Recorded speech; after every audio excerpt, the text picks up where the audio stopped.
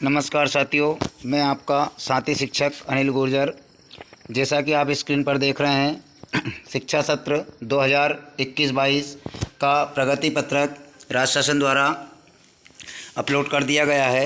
तो इसमें हमें किस प्रकार से नई एंट्रियां करनी है उसको हम यहाँ पर देखेंगे। इसमें अधिकतर वही एंट्रियां हैं जो हम पिछले वर्षों में करते आए हैं। तो आप देख रहे हैं, पहले डाइस क्रमांक, शाला का नाम, विकास खंड, जिला, सरल क्रमांक और अनुक्रमांक। सरल क्रमांक बच्चों को प्रवेश पत्र में अलग से दिए गए थे और अनुक्रमांक जो कि बच्चों की आईडी थी। कक्षा वर्ग, प्रवेश पंजी क्रमांक, बच्चे का दाखिल खरीद क्रमांक जिसे कहते हैं, विद्यार्थी का नाम, उसकी SSM ID, आधार क्रमांक, माता का नाम, पिता का नाम, पारिवारिक आईडी जिसे पारिवारिक आईडी कहते हैं अपन, बैंक खाता क्रमांक, IFSC कोड, बैंक शाखा का नाम और यहाँ पर जन्म दिनांक अंकों में, शब्दों में, और उसका वर्ग। उसके बाद में यहाँ पर उसकी ऊंचाई, वजन और उसकी जो दृष्टिबाधित है या किसी प्रकार से CWSN है तो यहाँ पर हमें भरना होगा। उसके बाद में हम यहाँ पर देखेंगे जो हमारे लिए ख़ास है प्रगति पत्रक का भाग 2 कि इसमें किस किस प्रकार की एंट्री हमें करनी है और कितने अंकों की करनी है, क्या उसमें चेंजेस आए हैं। तो यहाँ पर आप देख रहे हैं, ये प्राथमिक विभाग का है। तो प्रथम भाषा हिंदी विशिष्ट, जहाँ पर जुलाई, अगस्त, सितंबर, अक्टूबर, नवंबर, दिसंबर अर्धवार्षिक परीक्षा जिसे प्रतिभा पर्व का नाम दिया गया जो 50 अंक का है, और फरवरी माह, मार्च माह, उसके बाद में वार्षिक मूल्यांकन 60 अंक लिखित का और 40 अंक प्रोजेक्ट कार्य का, कुल योग 100 अंकों का है। कुल प्राप्तांक 150 में से है। जो बच्चा इनमें अंक लाएगा वो यहाँ पर प्रत्येक विषय का भरना है, उसका ग्रेड। अभी हम यहाँ पर देखेंगे कि हमारे किस किस माह में टेस्ट हुए हैं। तो इस वर्ष आपको मालूम है हमें कि किसी भी वर्ष में हमने टेस्ट नहीं लिया है, इसलिए जुलाई से लेकर दिसंबर तक हमें डेज कर देना है। प्रतिभा पर्व जो अर्धवार्षिक ली है उसका हमें ओवरऑल यहाँ पर भर देना है। जैसे बच्चे का 20 अंक का प्रोजेक्ट हुआ था और 30 अंक का लिखित, लेकिन हमें यहाँ पर अलग अलग अंक ना भरते हुए टोटल बच्चे ने 50 में से कितने अंक प्राप्त किए हैं यहाँ पर हमें भर देना है। फरवरी और मार्च में भी डेज लगा देना है।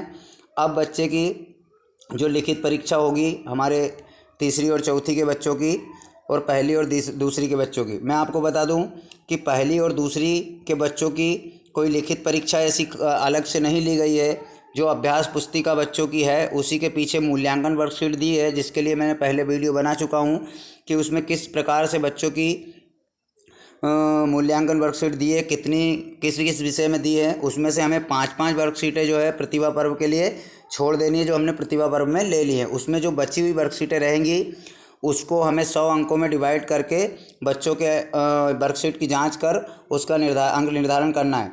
अब रहा कक्षा पहली और दूसरी की परीक्षा की समय सारणी, तो उसका भी कोई राज्य शासन द्वारा निर्देश नहीं है। जो परीक्षा का निर्देशिका जारी की गई थी उसमें स्पष्ट लिखा था कि शाला स्तर पर से प्रधानाध्यापक अपनी एक जो है समय सीमा निर्धारित कर उन बच्चों की परीक्षा ले सकते हैं। तो लेकिन उसको 25 अप्रैल से पहले हमें पूर्ण करना है। तो यहाँ पर हम देख रहे हैं कि हिंदी विशिष्ट और अंग्रेजी, पर्यावरण अध्ययन और अगर कोई अतिरिक्त विषय गणित पर्यावरण को छोड़ के तो उसके अंक हमें यहाँ भरना है। लेकिन हमें किसी भी माह में कोई एंट्री नहीं करना है, केवल हमें प्रतिभा पर्व में जो 50 अंक मिले थे उसमें से और जनवरी फरवरी में डेज कर जो हमारी इस समय वार्षिक परीक्षा हो रही है लिखित और प्रोजेक्ट की, जो हमें उनके उत्तर 2-in-1 प्रश्न पत्र, प्रश्न उत्तर पुस्तिका मिल चुकी है, उसमें हमें निर्धारित समय सारणी जो कि प्राथमिक का 18 तारीख से 21 तारीख तक जो पेपर है उनमें जो अंक बच्चे प्राप्त करेंगे उन्हें हमें यहाँ पर भरना है। इस प्रकार से हम पूरी अंक सूची भर देंगे ऊपर की। अब हम आते हैं बच्चों के शैक्षिक क्षेत्रों, सह शैक्षिक क्षेत्रों के मूल्यांकन में। तो यहाँ पर आपको जो है शैक्षिक और सह शैक्षिक क्षेत्रों में जिस जिस माह में हमारा विद्यालय लगा है, जैसे जुलाई में हमारा विद्यालय नहीं लगा था, अगस्त से शुरू हुआ है, तो अगस्त से हमें केवल ग्रेड यहाँ पर बच्चों के देना है। यहाँ पर ग्रेड कैसे ABCD जो भी ग्रेड हैं वो यहाँ पर बच्चों के शैक्षिक क्षेत्रों में दे देना है। किसी भी प्रकार से हम अंक को निर्धारण नहीं करेंगे और ना ही वार्षिक परिणाम में भी इसमें ग्रेड दे देना है। लेकिन इसमें से जो ग्रेड है वो हमें वार्षिक परीक्षा में किसी भी प्रकार से नहीं भरना है। इस बार जो है वार्षिक परीक्षा केवल बच्चों की लिखित और प्रोजेक्ट कार्य का जो पेपर हुए हैं उसी के रहेंगे। इस प्रकार से हम पूरी जो है यहाँ पर अंक सूची को भर देंगे। अब हम यहाँ पर देखते हैं कि बच्चों के शिक्षण दिवस, विद्यार्थी की उपस्थिति, हस्ताक्षर और हस्ताक्षर अभिभावक। अब यहाँ पर बात आती है शिक्षण दिवस की। तो शिक्षण दिवस जो है राज्य शासन द्वारा जो हमें माहवार अलग अलग निर्देश जारी किए गए थे, तो हमारी जो है उपस्थिति पंजी में जिस प्रकार बच्चों के उपस्थिति है उस प्रकार से हमें दर्ज करना है, क्योंकि 50% हमारे विद्यालय लगे थे जिसमें हमने बच्चों को किस रोटेशन रूट में बुलाया था, उस हिसाब से हमें बच्चों के शिक्षण दिवस यहाँ पे भरना है। तो साथियों, ये थी प्राथमिक विभाग की अंक सूची की जानकारी।